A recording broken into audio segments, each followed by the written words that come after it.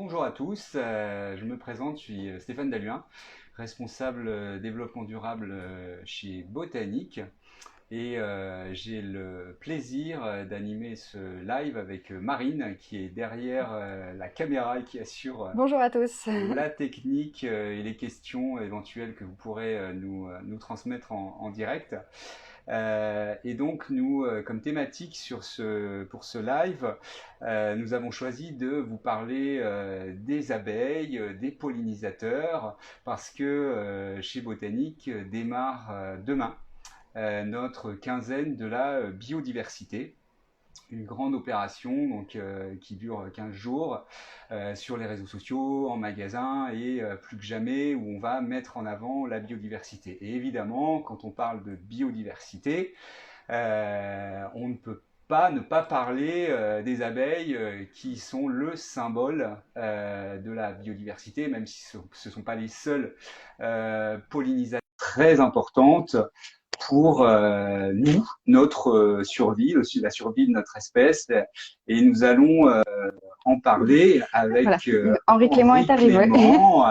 Henri, Marine me dit que tu es arrivé. Euh, Oui, et donc, nous avons le Attends, plaisir de petit point t'accueillir. technique, je vais juste enlever le micro, sinon tu vas pas entendre Henri. D'accord. Alors là, normalement, je vais t'entendre, Henri. Si tu peux juste me parler. bonjour à tous, vous m'entendez? Oui, très Oui, bien, on parfait. t'entend, Henri. Ravi Bon, de t'accueillir.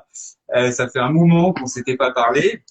Euh, oui. c'est avec beaucoup de plaisir que j'anime ce live en ta compagnie, puisque tu es une référence, je dirais le pape de l'apiculture, de la défense des abeilles en France. Et on est très heureux de pouvoir t'accueillir dans le cadre de ce live pour parler donc abeilles, pollinisateurs notamment et apiculture bien évidemment. Est-ce que tu peux, Henri, te présenter en quelques secondes et présenter aussi l'UNAF? Alors déjà, te dire que c'est un vrai plaisir de partager ce live avec toi. Ça fait, comme tu dis, très longtemps qu'on ne s'est pas vu et qu'on ne s'est pas entretenu, et c'est un vrai bonheur. Alors moi, me présenter, ben effectivement, je suis apiculteur par choix. Je devais être prof d'histoire, hein, et j'ai préféré faire apiculteur. Dans la famille, tout le monde avait des ruches depuis des générations. Je suis originaire des Cévennes, du massif du Montégoal, et donc j'exploite à peu près autour de 300 ruches entre l'Aude, l'Hérault et la Lozère. Voilà. Et je me suis, comme tu l'as dit, investi très tôt au sein de l'Union nationale de l'apiculture pour défendre les abeilles. Et j'étais jeune président à l'époque, en 96, j'avais 36 ans, quand sont arrivés les fameux néonicotinoïdes, les fameux gauchos pour lesquels on s'est battu pieds et poings à fond. Et d'ailleurs, on a eu le plaisir, il y a quelques semaines, ça me met du baume au cœur, nous avons soutenu la Commission européenne et avec la Commission européenne, nous avons gagné contre Bayer qui attaquait le moratoire de manière définitive, puisque c'est le tribunal des communautés européennes qui a tranché de manière définitive. Donc le moratoire est définitivement validé et c'est une belle victoire des apiculteurs, des défenseurs de la biodiversité, de l'UNAF et de notre avocat Maître Faux. Bravo. Donc ça, c'est dans l'actualité du jour. Voilà. Et C'est une pour bonne présenter nouvelle. l'UNAF en quelques mots, Ouais. l'UNAF existe depuis 1945. Nous sommes une jeune vieille institution très dynamique. Nous rassemblons un peu plus de 22 000 apiculteurs, soit à peu près 400, plus de 400 000 ruches en France, c'est-à-dire un tiers des ruches de France sont défendues par l'UNAF et sont ou assurées ou défendues par l'UNAF.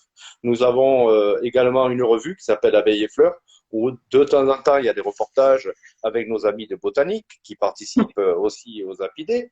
Nous avons trois beaux programmes. Nous avons le programme Abeilles Sentinelle et Je salue Botanique qui, depuis le début, est un partenaire historique de ce programme. C'est un programme pour sensibiliser le grand public, les enfants, les élus à la sauvegarde des abeilles, des pollinisateurs et expliquer le rôle des abeilles. Donc tout cela est fondamental et ce programme connaît de plus en plus de succès et ça fait plaisir. Derrière, on a mis en place aussi le label Apicité qui concerne les communes.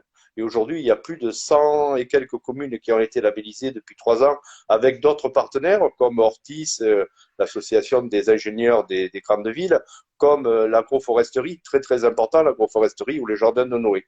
Voilà, donc nous nous battons à la fois sur le plan syndical, nous aidons à la sensibilisation autour des abeilles et nous essayons de faire mieux connaître ces abeilles, mieux les défendre avec nos partenaires historiques dont fait partie Botanique. Bah oui, nous sommes fiers de vous d'être partenaire de l'abeille sentinelle de l'environnement et de travailler avec vous, Henri. Alors justement, quelle est la situation des abeilles aujourd'hui? Quel est l'état des populations? Comment vont-elles? Ben, c'est toujours très très compliqué, je te le cache pas, parce qu'en fait, depuis l'arrivée des néonicotinoïdes, ça a été un tournant dans l'apiculture française. Euh, Ça s'est ajouté au problème qu'on avait avec le varroa, qui est un petit acarin qui peut attaquer les abeilles aussi, ce qui fait que chaque année, les apiculteurs en France perdent en moyenne 30% de leur colonie. C'est-à-dire que quelqu'un qui a 100 ruches en perd 30 chaque année. Imaginez si c'était un éleveur bovin ou un éleveur porcin qui perd 30% de ses vaches ou de ses chèvres. Chaque année, ça ferait la une des journaux télévisés, c'est pas le cas.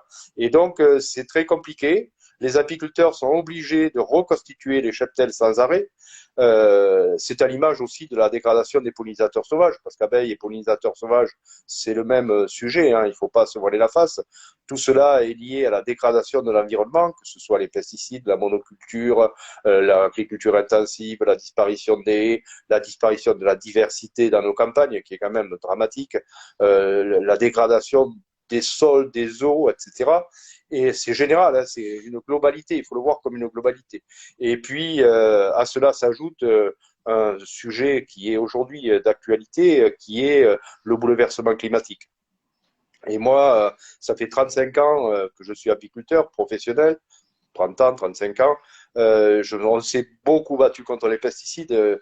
Je pense que même s'il y a des lobbies très très importants, on va réussir quand même à faire réduire ces pesticides. Ça va dans le sens de l'histoire, malgré tous les freins qu'il peut y avoir. Mais le bouleversement climatique, pour les générations futures, sera un enjeu considérable. Nous, on le perçoit depuis 2003-2004. On voit bien que tout change au niveau du climat. Les hivers sont de plus en plus doux. Les abeilles démarrent très tôt. On a de plus en plus de gel tardif. On l'a encore vu cette année. Hein. Beaucoup d'arbres fruitiers ont été gelés. Pour les abeilles, c'est pareil, parce qu'une fleur qui est gelée, elle ne donne pas de nectar. Donc, il n'y a pas de ressources. Et depuis là, le mois de début mars, nous avons un climat qui est épouvantable pour les abeilles. C'est une période où elles se développent, où elles prennent de la fleur, où elles essaiment, donc elles se reproduisent. C'est aussi la période où les apiculteurs font des essaims, font des reines, et c'est très très compliqué. Au lieu de cela, on est obligé de les nourrir pour arriver à ce qu'elles ne crèvent pas de faim. C'est quand même un comble. C'est-à-dire, là, j'ai un ami qui a un professionnel en Lozère, qui est allé aller voir ses petits-enfants dans le nord de la France. Il a un petit rucher, il les a bien nourris avant de partir. Bon, il s'est dit, c'était des jeunes essaims, des jeunes reines, ça va le faire. On est au mois de mai, quoi. Il va faire beau. Et quand il est revenu, ben, il en avait perdu 8 sur 10, qui étaient mortes de faim. Donc, vous vous rendez compte le drame que vivent les apiculteurs. Donc, il y a eu très peu de récoltes de printemps, un petit peu de romarin, un peu de bruyère blanche. Le miel d'acacia, il y en aura très peu cette année parce que les acacias ont gelé dans beaucoup de régions. Il y aura quelques-unes qui s'en sortiront, comme toujours, mais pas beaucoup. Et puis moi, ce que je redoute maintenant, c'est qu'on soit exposé à une canicule, comme on a connu les années précédentes, qui elle aussi brûle les fleurs, et c'est catastrophique. Ouais, ok. Et je veux être, enfin, provocateur en posant cette question, mais finalement, les abeilles, qu'est-ce qui nous arriverait, qu'est-ce qui arriverait à la nature si elle disparaissait? Tu sais, si les abeilles disparaissent et les pollinisateurs disparaissent, on vivra et on laissera à nos générations futures un monde dramatique. Parce qu'en fait, les abeilles, bien sûr, c'est le miel et la diversité des miels. Déjà, c'est un plaisir. D'ailleurs, vous êtes partenaire du concours des miels qui prend de plus en plus d'ampleur au niveau national, même si cette année, ça a été compliqué avec le Covid, etc. Le miel, d'accord. Il y a les produits formidables de la ruche, que ce soit la propolis, la gelée royale, le pollen, qui sont essentiels pour le bien-être. Mais tout cela reste anecdotique à côté du rôle de la pollinisation qu'assument les abeilles. C'est-à-dire qu'en fait, selon les scientifiques, plus d'un tiers de ce qu'on consomme provient du travail effectué par les abeilles et les pollinisateurs. Et non seulement un tiers de la masse alimentaire, mais les deux tiers de cette diversité. C'est-à-dire que si on n'avait plus d'abeilles, plus de pollinisateurs, on aurait du blé, on aurait du riz, mais on n'aurait pas tous les fruits, tous les légumes que l'on a aujourd'hui à notre disposition. Parce que souvent, les gens font le lien entre les abeilles, les fleurs et même les fruits. Les pommes, ils savent que les pommes, les pêches, il y a besoin d'abeilles pour être pollinisées. Mais quand on dit aux gens, quel est le lien entre, par exemple, les salades, les carottes, les poireaux et les abeilles, franchement, ils ne voient pas le lien. Alors que s'il n'y a pas d'abeilles, il n'y a ni carottes, ni poireaux, ni salade. Pour une simple et bonne raison. Vous êtes un magasin de jardinerie, il faut avoir des graines. Et pour avoir des graines, il faut que des agriculteurs se spécialisent dans la production de graines et donc laissent monter ces plantes en fleurs, les poireaux, les salades, les carottes, que les abeilles visitent ces fleurs pour qu'il y ait des graines. Et donc, si on n'a pas d'abeilles, ben, on n'a plus de graines, on n'a plus de fruits, on n'a plus même les oléagineux, les colzas, les tournesols. Il y avait un projet de développer les protéagineux au niveau de l'Europe et ils se sont rendus compte qu'on manquerait d'abeilles pour les polliniser. C'est incroyable. D'accord. Et justement, au niveau européen, il y a des actions qui sont menées pour préserver, pour sauver les pollinisateurs, les abeilles. Oui, je dirais qu'il y a une prise de conscience quand même qui se fait, surtout pour la pollinisation, parce qu'il ne faut pas se voiler la face, c'est pas le miel qui est essentiel, c'est malheureux, hein, mais c'est pas le miel. Mais par exemple, aux États-Unis, en Californie, par manque d'abeilles, la production d'amandes a chuté de 30%. Et la production d'amandes en Californie, c'est un chiffre d'affaires supérieur aux vins et aux oranges de Californie. Donc il y a un enjeu économique majeur.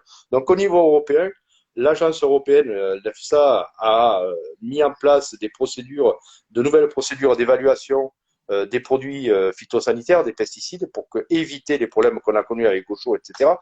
Mais le problème, c'est que, Stéphane, nos élus, les États ne suivent pas. C'est-à-dire que ces nouveaux protocoles d'évaluation qui ont été élaborés par l'EFSA et validés par la commission et soutenus par la commission il y a 6 ou 7 ans, eh ben, les États n'ont pas réussi à s'entendre et donc ils ont demandé à l'EFSA de reproposer quelque chose de plus soft, plus doux pour les firmes, quoi. Et donc ça n'avance pas vraiment. Voilà. Ça n'avance pas parce qu'on se heurte à des gros lobbies et à des enjeux financiers colossaux. Et alors nous, citoyens, Marine qui est derrière la caméra, moi, Stéphane et tous les citoyens, qu'est-ce que nous, à notre niveau, on peut faire? Qu'est-ce que tu conseilles? Qu'est-ce que l'UNAF Alors, conseille pour on aider? peut faire plusieurs choses. On peut faire des choses très pratiques. Par exemple, déjà, acheter son miel à un apiculteur, tout simplement. Parce que les abeilles qui ont produit ce miel, tout en produisant ce miel, elles ont pollinisé à la fois la biodiversité des cultures environnantes.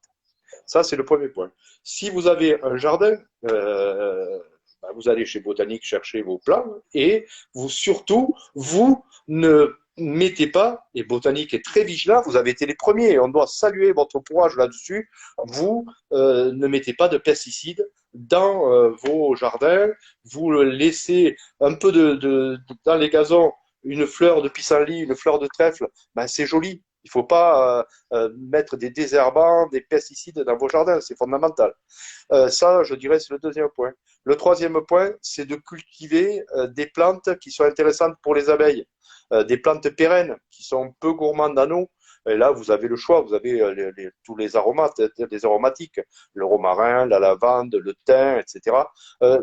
Si vous pouvez laisser du lierre, parce que le lierre, c'est une plante qui est formidable pour les abeilles à l'automne, c'est-à-dire que les abeilles vont récupérer du nectar et du pollen pour nourrir leurs larves qui vont devenir les abeilles d'hiver. C'est très très important. Il y a des moments clés en apiculture et le mois de septembre, début octobre est fondamental. C'est lui qui permet de passer l'hiver. Donc, laissez les ronces, si vous pouvez laisser quelques ronces, laissez du lierre, c'est très très important. Et puis, si vous voyez un apiculteur qui est quelqu'un qui met 2 ruches dans le quartier, n'ayez pas peur, elles ne vont pas vous déranger. Au contraire, elles vont polliniser. Et moi, quand on a le programme Abeilles Sentinelles autour de Paris, quand on fait les apidés, qu'on va faire dans quelques jours, c'est toujours un bonheur de voir des gens qui viennent goûter le miel et qui disent, et puis vous savez, hein, depuis que vous avez mis des ruches, hein, eh ben, qu'est-ce qu'on a comme fraises, qu'est-ce qu'on a comme framboises? Ben, ça fait plaisir. Voilà, donc voyez un apiculteur d'un bon oeil. Ben, soutenez l'UNAF et puis alertez vos élus en disant, prenez un peu de courage, ayez du courage pour prendre les bonnes décisions. On voit bien que quand on a qui aurait pensé, il y a un an et demi, qu'on confinerait la population entière pendant des semaines? C'était inimaginable. Regardez Joël Davé, qui est un sénateur très engagé et vraiment un homme courageux, que tu connais bien, Stéphane. Il a réussi à faire passer une loi pour interdire les pesticides dans les communes. Et ça, c'est un beau succès. Donc, quand on a du courage et un vrai engagement et qu'on travaille pour le bonheur des générations futures, eh ben, on arrive à faire des choses. Voilà. Et Et je puis, rajouterais, dernier ouais, point, Stéphane, j'ai oublié, oui, parce qu'il y a aussi de plus en plus de gens qui se mettent à avoir quelques ruches pour leur plaisir personnel. oui, Et justement. donc, il y a beaucoup de ruchers écoles dans tous les départements, il y en a de plus en plus. Des gens se forment parce qu'il ne faut pas se voiler la face. C'est pas en achetant une ruche, un essaim qu'on devient apiculteur. Il y a un savoir-faire, il y a des connaissances à prendre, il y a un détour de main, il faut se faire accompagner. Et donc, il y a des ruchers écoles partout qui vous proposent une formation. C'est convivial, c'est pas très cher du tout. Et vous avez une forme de tutorat qui vous permet d'avoir une, deux, trois ruches, pas pour devenir professionnel, mais d'entretenir deux, trois ruches et produire son miel, le faire goûter à ses amis, c'est formidable et on devient un ambassadeur de la défense des abeilles. Si je D'accord. peux me permettre, j'ai une petite question. Je sais que chez Botanique, on vend aussi des abris pour certains insectes et je crois même si je suis pas spécialiste, pour des abeilles sauvages, c'est ça? Tu me dis si Oui, je me trompe? ouais, ouais. Est-ce que ça a un Oui, oui. intérêt, par exemple, moi qui n'ai pas de jardin, j'ai un petit balcon, est-ce que ça a un intérêt de éventuellement mettre ces abris sur un espace un peu plus urbain pour aider la biodiversité? Tout à fait. C'est-à-dire qu'en fait, comme je le disais tout à l'heure, quand les abeilles se portent mal, c'est tous les insectes pollinisateurs qui souffrent. D'ailleurs, il y a une réduction du nombre de pollinisateurs qui est exceptionnelle, qui est dramatique. Et en France, on a la chance d'avoir nos abeilles domestiques, dont s'occupent les apiculteurs, et à peu près 1000 sortes d'abeilles différentes sauvages. Et Mhm. ces abeilles sont souvent solitaires. Et les villes ne sont pas des lieux d'accueil pour ces abeilles solitaires. Pourquoi? Parce que souvent elles sont terricoles, c'est-à-dire qu'elles se reproduisent dans le sol, dans la terre. Et l'artificialisation de nos villes fait qu'elles ne sont pas favorisées de ce côté-là. Et en plus, par exemple, dans les parcs et jardins, dès qu'il y a un arbre mort, on le coupe alors qu'il faudrait le laisser. Un arbre mort, c'est une source de biodiversité, c'est aussi un support pour ces pollinisateurs sauvages. Donc, mettez aussi, nous, au niveau d'abeilles sentinelles, on fait le lien entre les deux. Je sais que certains voudraient essayer de pousser en disant il peut y avoir une concurrence abeilles domestiques, pollinisateurs sauvages, mais c'est une illusion, parce qu'en réalité, c'est le même problème. Et si éventuellement, dans quelques lieux, il peut y avoir une concurrence, ce n'est pas la cause de la dégradation de la situation des pollinisateurs, bien au contraire. Donc, Voilà. si sur mon petit balcon, je mets une jardinière avec quelques fleurs ou même un abri, c'est quand même un point, C'est voilà, toujours un plus. un petit plus, voilà. Les petites rivières, les petits ruisseaux qui font les grandes rivières, c'est Ok, très très bien. Ouais, et d'accord. puis on entend même que dans les villes, alors bon, il y a l'exemple, le fameux exemple des ruches sur les toits de l'Opéra de Paris, je crois. Mais j'ai pu lire que il y a de plus en plus de collectivités, et y compris dans le cadre du programme de l'abeille sentinelle, hein, qui installent des ruches dans les villes. C'est ça, hein? Oui, c'est-à-dire qu'en fait, nous, on a lancé le programme Abeille Sentinelle en 2005 parce que on se confrontait toujours à ces problèmes de pesticides. On savait que la population nous soutenait parce que les apiculteurs ont une très très belle image dans la population. On est considéré, on avait fait d'ailleurs un sondage il y a quelques années où les résultats étaient assez étonnants, c'est-à-dire que 90% des Français estimaient les apiculteurs et les considéraient comme de vrais défenseurs de l'environnement. Mhm. Ils connaissaient les causes des mortalités des abeilles aussi, et ils connaissaient le programme Abeille Sentinelle. Et le programme Abeille Sentinelle c'est de rapprocher les abeilles de nos concitoyens, sachant qu'il y a 80% des gens qui vivent en ville, c'est plutôt en ville. Donc, on a signé des partenariats avec des régions, avec des conseils départementaux et avec des grandes villes et des entreprises de botanique. Et donc, ces ruches ont été installées au cœur des villes. Et donc, elles s'y portent bien. Il faut savoir que les ruches dans Paris, il y en a depuis très, très, très longtemps. En 1900, je crois qu'il y avait près de 600 ou 800 ruches dans Paris. Donc, les ruches, il y en a toujours eu dans les villes. Mais, d'ailleurs, c'est là aussi une des leçons du programme Abeilles Sentinelles, c'est que, et c'est paradoxal, parce que l'avenir de l'apiculture n'est pas en ville. Le miel de ville n'est pas meilleur que le miel de nos campagnes, pas du tout. Mais c'est un signal d'alarme vis-à-vis du grand public, vis-à-vis des élus, vis-à-vis des pouvoirs publics, pour dire on a besoin d'abeilles sur tout le territoire, parce qu'en fait, dans les grandes villes, elles ont tendance à se porter mieux que dans les zones de grande culture, où il n'y a que de la monoculture, que des pesticides, il n'y a plus de haies, il n'y a plus rien, ce sont des déserts verts. Donc l'avenir de l'apiculture n'est pas en ville, mais mettre quelques ruches en ville, c'est sensibiliser le grand public et tirer cette sonnette d'alarme pour dire on a besoin d'abeilles sur l'ensemble du territoire. Voilà. Et puis ce que je voulais, pour faire le pont, ce que je voulais rajouter tout à l'heure, par rapport aux gestes que chacun peut faire, c'est de d'arrêter tous les week-ends de tondre sa pelouse pour ceux qui ont un jardin et de laisser des espaces enherbés, des espaces de laisser pousser les fleurs, y compris sauvages qui peuvent arriver. C'est important. Comme petit geste que voilà, je parle en connaissance de cause. Quand je regarde mes voisins tous les week-ends, ils passent la tondeuse, ou alors c'est les tondeuses automatiques maintenant qui tondent 24/24. Et alors là, pour le coup, il y a même plus une fleur de pâquerettes, de trèfle, etc. qui pousse. Mais oui.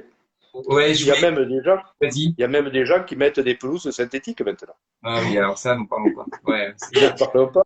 Non, mais par exemple, nous en Lozère, on est dans un département, je ne sais pas si les gens qui participent connaissent, c'est un département qui est, il y a très peu de population, c'est un département rural, il y a très peu de pesticides, mais on est quand même confronté au développement des prairies artificielles qui sont une catastrophe.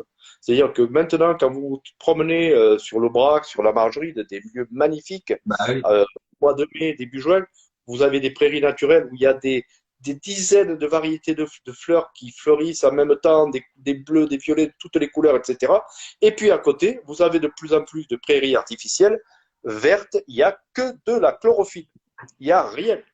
Et ça, c'est dramatique. Ça, pour moi, c'est pire que tout dans nos régions de montagne, parce que là, vraiment, c'est une atteinte à la biodiversité. C'est même pour le bien-être des animaux. On sait que les animaux qui sont nourris avec des fourrages variés se portent nettement mieux que les autres. Ça a un côté aussi thérapeutique, en tout cas de prévention. Donc ça, c'est une catastrophe aussi. Hein. Tu parlais tout à l'heure de la qualité des miels. Est-ce que tu peux nous en dire plus et de ce fameux sujet de miel frelaté, est-ce que c'est vraiment est-ce que c'est réel ce sujet voilà. Alors il y a plusieurs choses. Déjà sur les miels, on peut dire qu'on a une chance, c'est d'habiter en France. Parce qu'en fait, la France, c'est le pays des 300 fromages, je crois, ou quelque chose comme ça. Mais vu notre diversité de paysages, d'influence climatique, d'altitude, etc., on a une diversité de miel qui est exceptionnelle. Au concours des miels de France auquel vous participez, on arrive à avoir plus de 30 sortes de miel analysés par un laboratoire différent. C'est-à-dire on a des miels doux, des miels clairs, des miels foncés, des miels corsés, une variété énorme.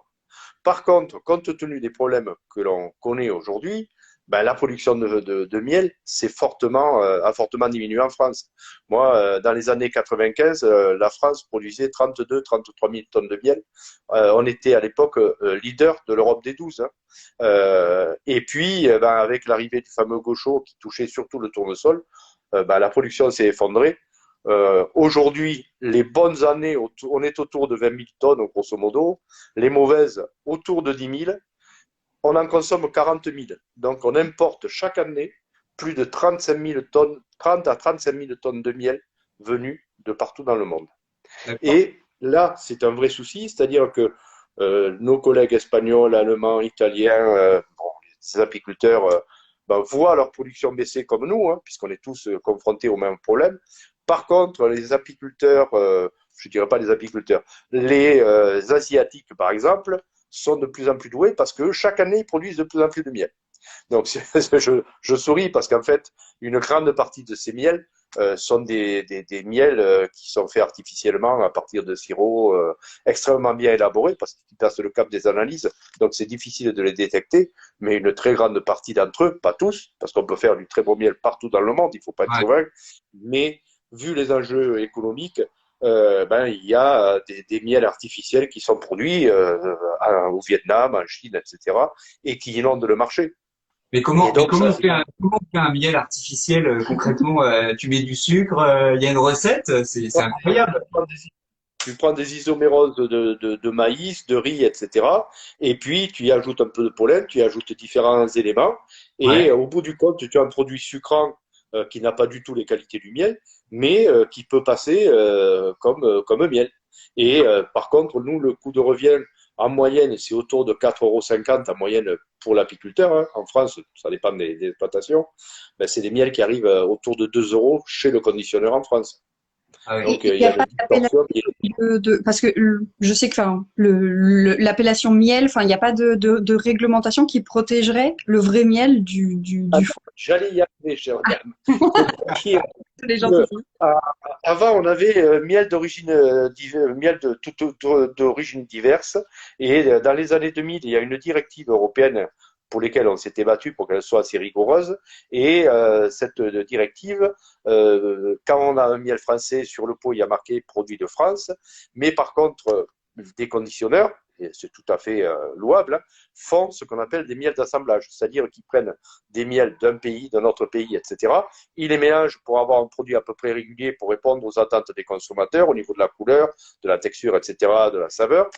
Et sur ces miels-là, il est indiqué soit miel de mélange intra-UE, soit miel de mélange extra-UE et miel de mélange intra- et extra-UE. Alors moi, souvent, quand on me pose la question, je dis, ça vient de la planète Terre, ça vient pas de Mars, mais de la Lune, mais on ne sait pas d'où ça vient.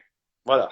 Et ça, on s'est battu depuis 4 ans avec les élus, avec Que Choisir, qui nous a beaucoup aidé là-dessus, pour essayer d'obtenir une plus grande transparence. Donc, en 2019, dans le cadre de la loi Egalim, on avait fait passer une première mesure qui devait indiquer la liste des pays d'où provenait le miel.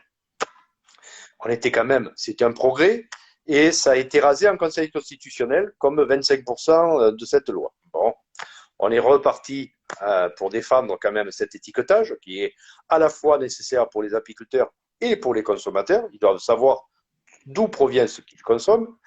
Et dans le cadre de la loi sur la traçabilité des produits agricoles, on a réussi en 2020 à faire adopter une nouvelle loi qui indique les différents pays par proportion dans le pot. C'est-à-dire que si vous avez 75% de Chinois, 15% d'Espagnols, mettons, d'Hongrois et 10% de Français, vous avez Chine, Hongrie, France. Ce devait être effectif au 1er janvier 2021. Donc on était très contents parce que c'était une très belle victoire, tout le monde était ravi. Sauf que, là aussi, c'est très long, le gouvernement, visiblement, a envoyé cette nouvelle mesure à la Commission européenne en retard, qu'il a retoqué, parce qu'elle était arrivée en retard. Elle n'était pas arrivée dans les délais. C'est ce qu'on nous a dit. Et donc, maintenant, il faut que le gouvernement sollicite l'avis du Conseil constitutionnel pour le déclasser et qu'il puisse prendre l'arrêté. Donc, on ne voyait rien venir. On a fait un point presse il y a 15 jours. 3 jours après, je pense qu'il n'y a pas de lien, mais 3 jours après, le gouvernement a sollicité l'avis du Conseil constitutionnel qui a un mois pour répondre. Donc, après cela, on verra ce qu'il en ressort, on pourrait espérer avoir quand même en 2021 ce fameux décret. Mais c'est un combat où il faut être vraiment patient, tenace, pour arriver à défendre des des évolutions qui paraissent tellement légitimes et tellement évidentes, savoir d'où ça vient. Voilà. Donc en gros, le plus simple, si on veut être sûr de consommer un miel qui est un vrai miel, c'est encore de l'aller l'acheter directement auprès d'un apiculteur ou d'une coopérative ou ce genre de choses. Ou un miel de producteur sur le pot. Vous en avez qui sont excellents chez vous aussi. Hein, voilà. Et je ne fais pas ma promotion puisque moi j'ai une petite production, je n'ai aucun souci pour la vendre. Et dis-moi s'il y a des jeunes qui sont intéressés, qui ont envie de se lancer dans l'apiculture, il y a du boulot ou pas dans ce secteur? Est-ce que c'est très compliqué? Est-ce qu'il y a des centres de formation au-delà des ruchers écoles ou est-ce qu'ils doivent passer par les ruchers écoles? Je sais pas. Non, non. Alors, en fait, il y a ce qu'on appelle les CFPPA, les centres de formation qui forment les agriculteurs hein, et qui leur permettent d'obtenir des diplômes, des PPA, des BPRA, brevets de professionnels responsable d'exploitation agricole. Ce que j'avais fait, mon cher Stéphane, il y a une trentaine d'années, je faisais partie des premières, après avoir fait toutes mes études d'histoire et tout, je m'étais collé une formation au CFPPA de Marvejols, en Lozère. Et donc, oui, disons qu'il y a beaucoup de gens qui se forment dans ces centres. Il y en a peu qui vont jusqu'au bout pour s'installer, parce que c'est quand même compliqué. Mais pour les apiculteurs qui arrivent à commercialiser leur miel directement, parce que si c'est pour vendre du miel en fût, en vrac, c'est beaucoup plus compliqué, compte tenu de tout ce qu'on a dit, hein, les prix sont à la baisse. Il y a des collègues qui ont produit, malgré la faiblesse des récoltes, qui n'ont pas encore vendu leur récolte 2020 parce que les négociants ne veulent pas le payer au prix qu'ils leur demandent, puisqu'ils peuvent avoir du miel à 2 euros. Donc, c'est un peu compliqué, mais avec, en plus, les différents produits de l'apiculture, parce que vous pouvez faire du miel, vous pouvez faire de la pollinisation, vous pouvez faire de la gelée royale, vous pouvez faire du pollen, vous pouvez faire de la propolis. Il y a quand même un potentiel pour quelqu'un qui est courageux, qui ne compte pas ses heures, parce qu'il faut être très investi. Et en plus, souvent, comme je dis souvent, en été, au printemps et en été, quand les gens sont en vacances, c'est là où on bosse le plus. Hein. Donc, quand les autres font l'apéro ou la pétanque, ben, nous, on est au boulot, on transhume, on fait des récoltes, voilà. Et donc, mais il y a quelque chose à faire, c'est vrai. Mais il faut être, c'est pas facile et c'est de moins en moins facile. Ouais, d'accord. Alors là, comme prochaine date à retenir, il y a donc les Happy Days, hein, qui sont les journées nationales de l'abeille et sentinelle de l'environnement et qui se tiendront les 17, 18 et 19 juin, si je dis pas de bêtises.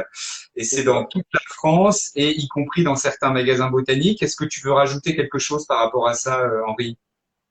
Non, mais je pourrais simplement rajouter que c'est un moment qui est très convivial, qui est très festif. Les gens découvrent, parce qu'en fait, beaucoup encore ignorent tout ce que ce petit insecte d'un dixième de gramme qui a 80 millions d'années, qui était là bien avant nous, qui a survécu à tous les bouleversements climatiques et tout ce que ce petit insecte peut nous apporter, c'est incroyable, quoi. Sans parler, bien sûr, de tout ce que l'abeille, le miel, etc., ont suscité chez les écrivains, chez les hommes politiques, etc. On ne va pas refaire l'histoire, mais il y a beaucoup de choses à dire. Mais ces apidés sont des grands moments de convivialité où les gens apprennent beaucoup de choses. Et il y a des quiz, il y a des expositions, il y a des ateliers. Vous repartez souvent avec des bougies, il y a énormément c'est beaucoup de plaisir, voilà. Et vu la période de laquelle on sort, avec ces confinements successifs et tout, je crois que tout le monde a envie de se retrouver, de parler, d'échanger, de se dire la vie est là et les abeilles sont quand même de formidables ambassadrices de la vie. Si on veut quelques infos sur les Happy Days, où est-ce qu'on peut trouver ça? Sur le site de l'UNAF? Sur le site de l'UNAF et sur le site abeillesentinelle.net, Ok, où d'accord. il y a toutes les informations. Et puis, si vous voulez même en savoir plus sur les abeilles, si vous avez des enfants et tout, bon, je ne suis pas là pour faire ma promotion, mais j'ai sorti il y a quelque temps un bouquin chez Rue de l'Échiquier qui s'appelle Mission Sauver les abeilles, qui est très convivial, qui est pour les parents, les enfants, et qui permet de comprendre toutes ces questions que pose l'abeille. Voilà. Bah, je remettrai les liens dans la description de ce live quand on sera publié sur notre compte. Je l'ai pas précisé en amont, en introduction, mais Henri était auteur de nombreux ouvrages sur l'apiculture, sur l'abeille, sur sa vie Voilà, et tu as beaucoup fait, enfin et tu fais encore beaucoup, t'es encore là, tu fais encore beaucoup pour les abeilles et pour le monde de Non, la mais il est temps que je prenne ma retraite, tu as raison. Oh non, toi, t'es le genre de gars qui prendra jamais sa retraite. J'en suis convaincu. Mais là, j'avais sorti l'apiculture pour les nuls il y a 4-5 ans, qui a bien fonctionné. Et ils m'ont redemandé de le réécrire, en fait, en le rendant beaucoup plus attractif, avec beaucoup plus de photos et tout. Et normalement, il doit sortir début juillet. Et je pense que c'est un bouquin pour vraiment accompagner quelqu'un qui va avoir quelques ruches. Je pense que ça peut être intéressant pour lui. Voilà. Il y a D'accord. aussi le traité qu'on avait fait avec des gens de l'INRA, du CNRS, etc., qui lui est un incontournable dont j'avais conçu le plan, constituer l'équipe, etc., mais qui est le best-seller de Rustica, puisqu'il doit être après 100 000 exemplaires vendus. Il a été traduit en espagnol, en grec, etc. Voilà. Bravo. Et donc, nous, de notre côté, démarre demain ce qu'on appelle la quinzaine de la biodiversité. Donc du 8 au 20 juin, où on va parler sur les réseaux sociaux, sur notre site internet, dans les magasins. Il y a même des concours, avec plein de choses à gagner, dont des hôtels à insectes, des abris à insectes. Voilà, donc il va y avoir beaucoup d'activités autour de la biodiversité du 8 au 20 juin. Et dans le cadre de cette quinzaine de la biodiversité, il y a les Happy Days dans 5 magasins. Voilà, bah écoute, merci beaucoup. Et puis ici, quand même, tu parlais du concours des miels de France qui cette année donc se tient le 23 juin. Et donc nous avons le privilège chez Botanique d'accueillir un des jurys ici dans nos bureaux en Haute-Savoie, un des jurys qui va se réunir et donc sélectionner un certain nombre de miels qui auront le prix on verra quelle catégorie des miels de France.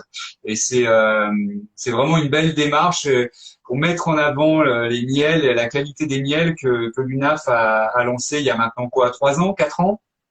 4 ans, Ouais. et avec des grands chefs comme président de jury, puisque on a eu l'an dernier, c'était Michel Brasse, hein, qui était le président.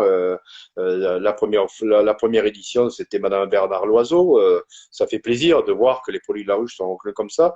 Et je te donne un scoop, mon cher Stéphane, c'est que pour la prochaine édition, nous allons ouvrir le concours au nougat et à l'hydromel. Ah bah alors là, je vais rejoindre le jury tout de suite. Mais je compte bien te faire venir à Paris. Parce que l'hydromel, c'est une des plus vieilles boissons au monde avec la bière, hein, mais c'est des plus vieilles boissons. Et c'est une boisson qui est encore méconnue, qui mérite de l'être parce qu'il y a de superbes hydromels. Et le nougat, ben, il y a 5 sortes de nougat, le nougat noir, le nougat blanc, le nougat de Montélimar, ben, voilà. Donc, on essaie de faire en sorte que les produits de la ruche, les apiculteurs, le travail des abeilles soient reconnus à travers ce concours. Et je me réjouis que vous soyez partenaire. Voilà. Eh ben, écoute, on est très heureux également. Bah, écoute, merci beaucoup, Henri, pour tout ce que Merci tu à vous. as dit. C'était très instructif. Et puis, à tout bientôt. Merci À très beaucoup. bientôt. Salut, Bonne Henri. journée. Au Bonne revoir. journée. Au Au revoir. revoir. Au revoir.